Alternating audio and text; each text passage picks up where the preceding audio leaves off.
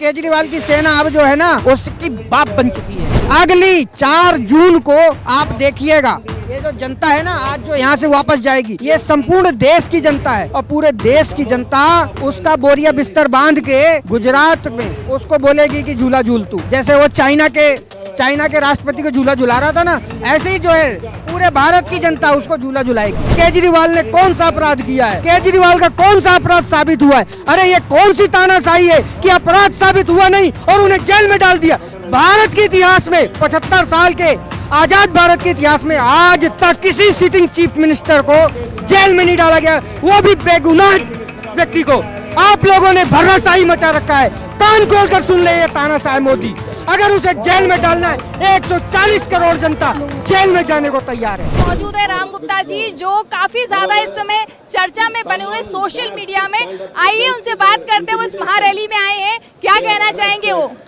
मानसी जी, सबसे पहले तो मैं डीवी लाइव के सभी दर्शकों को प्रणाम करूंगा और धन्यवाद दूंगा कि आप लोग इस समय जो कि आज पूरे देश में मीडिया के लिए इमरजेंसी लगा रखी है, हमारे एक देश के तानाशाह जो प्रधानमंत्री पद पे बैठे हुए हैं नरेंद्र मोदी जी, और उसको भी चैलेंजिंग देते हुए डीवी लाइव जो है आज इस रैली को रामलीला मैदान में कवर करने आए हैं। तो मैं अपनी तरफ से सैल्यूट करता हूं डीवी लाइव को और डीवी लाइव के सभी दर्शकों को कहूंगा कि ज़्यादा से ज़्यादा डीवी लाइव को देखिए।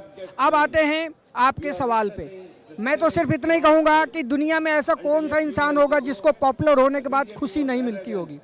तो मैं बहुत खुश हूँ और मुझे अच्छा लगता है। आज की ही रैली में जब से मैं आया हूँ तब से कोई भी पकड़ लेता है, सेल्फी लेता है, तारीफ करता है, गोद में उठा लेता है, नारे लगवाता है, केजरीवाल जिंदाबाद के नारे लगवाता है।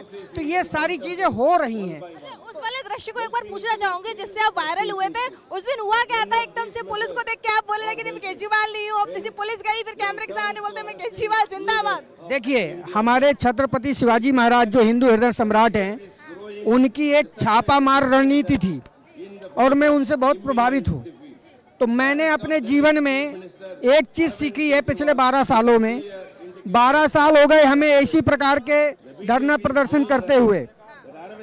हर बार ये लोग जो है कभी जंगलों में इधर कभी उधर कभी इधर कभी उधर भेज देते थे और हमारा जो धरना प्रदर्शन होता था वो पूर्ण नहीं हो पाता था। जो असली मकसद है, हम घर से जो प्रण करके चलते हैं उसी प्रकार से उस दिन भी वही हुआ था।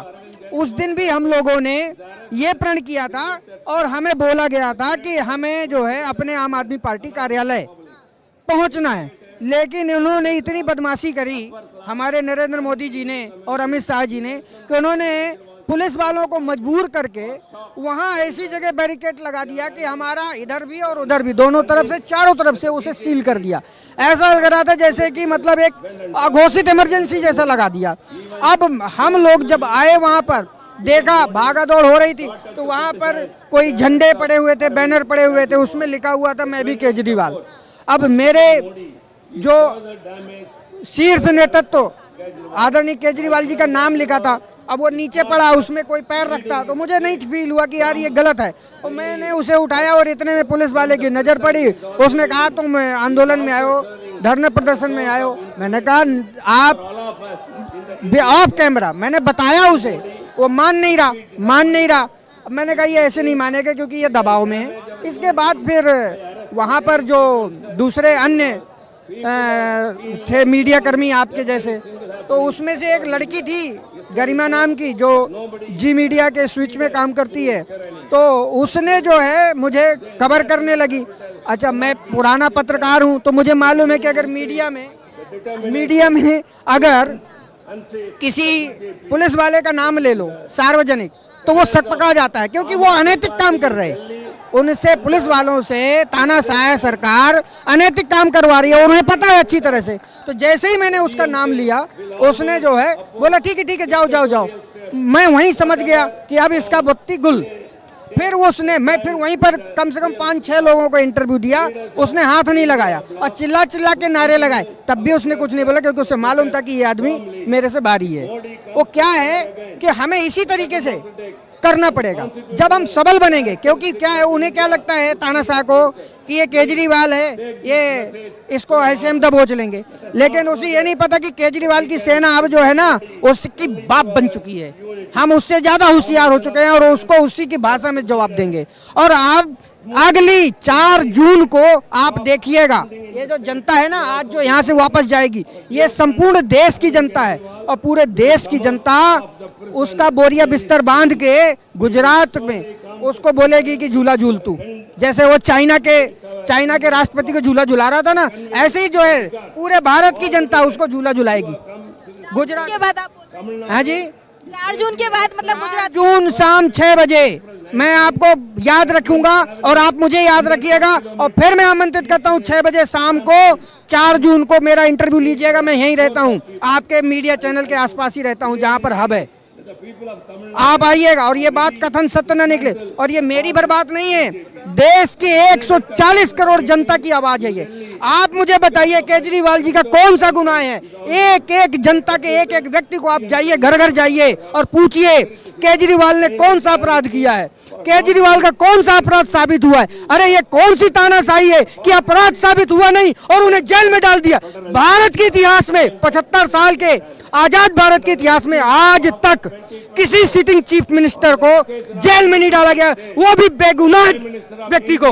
आप लोगों ने भर्राशाही मचा रखा है। कान खोल कर सुन ले ये तानाशाह मोदी, अगर उसे जेल में डालना है 140 करोड़ जनता जेल में जाने को तैयार है। जोरदार तालियों से स्वागत कीजिए। कहने का मतलब ये है कि पूरी रणनीति तैयार करके रखी हुई है और 140 करोड़ जनता जो है जवाब देगी अब। बिल्कुल देगी।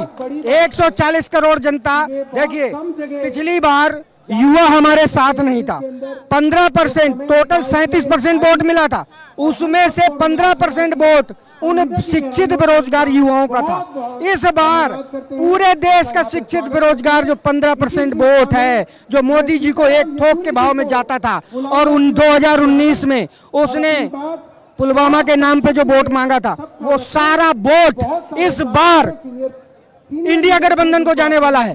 और इस नाते कैलकुलेशन कर लीजिएगा आप भी गोराबाग, अगर 20 से 22% में न सिमट जाए मोदी तो मेरा नाम बदल दीजिएगा, राम गुप्ता नाम है मेरा। बहुत बहुत धन्यवाद आपका राम गुप्ता जी। हमारे चैनल से जुड़े रहने के लिए YouTube पर टाइप करें DB लाइव, सब्सक्राइब बटन को क्लिक करें और बेल आइकन को दबाना न भूलें ताकि खबरें आप तक पहुंचती रहें।